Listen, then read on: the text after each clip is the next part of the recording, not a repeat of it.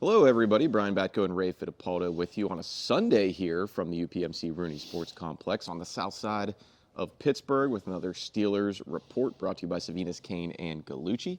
Mesothelioma and asbestos lawyers with over 85 years of experience. Call them now for a free consultation. Ray, the Post-Gazette doesn't usually bring people these on a Sunday, but we also don't usually hear from Mike Tomlin on a Sunday. It's a short week, quick turnaround with the Chiefs coming in here on Wednesday, also known as Christmas Day.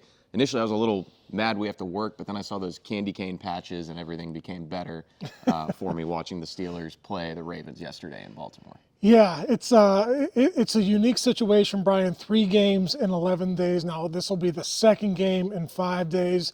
The Steelers aren't the only team going through it. The Texans, the Chiefs, and the Ravens have to do it, so I guess there's a little bit of solace in that for the Steelers. The one good thing, as Mike Tomlin noted today, they might be getting some reinforcements for this game. It sounds like a few of the injured players are going to be back. Another good thing is they don't have to travel. The Chiefs are the ones who are going to have to come from Kansas City to Pittsburgh on this short week. Granted, the Steelers had to come back from Baltimore late last night. But yes, Ray, I think Mike Tomlin sounded somewhat optimistic on the guys who didn't play in Baltimore. Right. Not so much the guys who got injured in game. Joey Porter Jr. with the knee/calf. Ben Skowronek with the hip. He basically said when you don't finish a game and then you've got to turn around and play again in 4 days, probably not going to happen. But George Pickens, DeShon Elliott with their hamstrings, Larry Ogunjobi with his groin, Donte Jackson with his back, and even Justin Fields with his abdominal injury. Mike Tomlin sounded like they're not going to have a chance to see much of their physical participation this week, but maybe just a few extra days to get healthier after missing multiple games in all those cases, or one game for Donte Jackson. It sounds like all of those guys, if not all of them, were close to being cleared by the doctors, because what Mike said basically was, yeah, we're going to walk through, but we're not going to have a chance to evaluate them. It's just going to be getting the sign off from the doctors that they got a clean bill of health and they're going to be ready to go. And what he also said was, from that point on, how do the coaches manage the snap counts, right? Because George Pickens hasn't played in nearly a month. How much is he going to be able to run up and down the field? You know, is that going to be 25 or 30 snaps?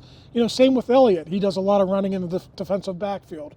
You know, probably less of an issue for a guy like Justin Fields, who's going to play maybe 3 to 5 snaps. But I think it's good, Brian. You get all hands on deck for this game. I think Justin Fields, even though he's a backup, he's a guy who could potentially have an impact in this game. And we just saw DeShon Elliott, running a little bit back here with one of the strength and conditioning staffers, so that's probably a good sign for him. And we all saw George Pickens at the beginning of practice last week, a couple days, even running some sprints, going through individual drills with the receivers. So, I mean, it's always tricky with hamstrings. They're a finicky injury. It depends on how a guy feels, but it does sound like there's some optimism right now for him. And kind of, combining that with something else Mike Tomlin brought up more from an analysis standpoint, Ray, even just having him out there at times, as he put it, control schematics for the opposing defense, because they're going to have to devote more attention to him, and maybe that can open some things up for other guys. Yeah, the last 3 weeks without him, you score 27 against the Browns. Okay, that's the Browns.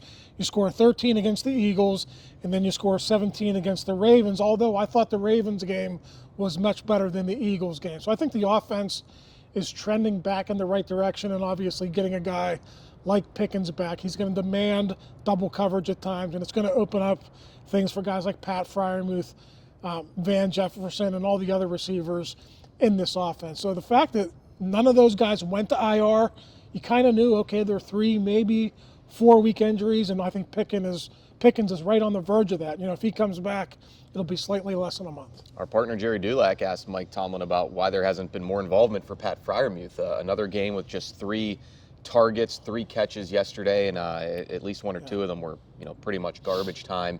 He said it's more just a matter of distributing the ball around and getting it to different people than teams gearing up to stop him over the middle. What did you make of that, Ray? And do you buy that? And if that's the case, I mean, should you be trying to get more mouths fed when you have Freiermuth, who should be plenty hungry coming off his contract extension in the offseason? I do think it's natural. If George Pickens is out of the lineup, teams are going to probably pay attention to Pat Freiermuth. Now, that's kind of been the case all year too, though. I do think, with Justin Fields, maybe it was Justin's inability to read the defense. With Russell, maybe it's his short stature, not being able to see over the middle of the field where a lot of the tight end patterns are developing. So, whatever they do, Brian, I think he's a key player for them in the playoffs. I think if they're going to do any damage in the playoffs, Pat Freiermuth has to be a bigger part of the plan. And with DeShon Elliott out, Mike Tomlin pointed to that as the reason for some of those coverage busts and mental lapses on the back end yesterday. He was really peeved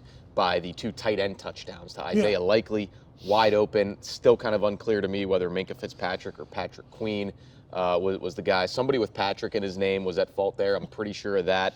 And then the Mark Andrews one in the back of the end zone where, Cam Sutton and DeMonte KZ kind of looking at each other. He was frustrated by that, and he said they've got to turn that around with the Chiefs who are coming in here. And, the disappointing aspect of that is it's not a young guy like Beanie Bishop or Joey Porter. You just rattled off the names. Trice. You rattled off the names of 4 veterans. Guys who are, 6, 7, 8-year pros in this league. And the fact that that's happening in Week 16, Mike Tomlin made it known, it's pretty much unacceptable. He said they have to shore that up. There's a lot of other issues with that defense as well. There's tackling, there's physical errors.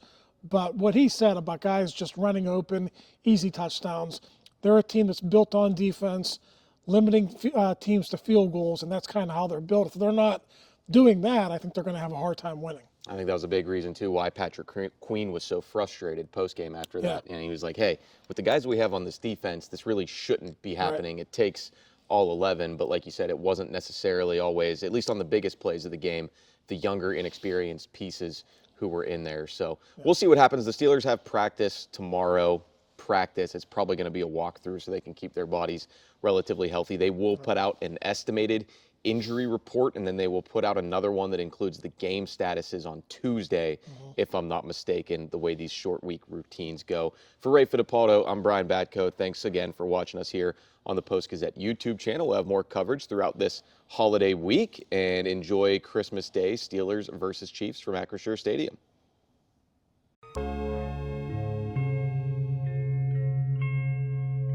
Thank you for checking out this content from Post-Gazette Sports. If you watch this video on YouTube, please like the video and subscribe to our channel. For all of the sports coverage the Post-Gazette has to offer, visit post-gazette.com.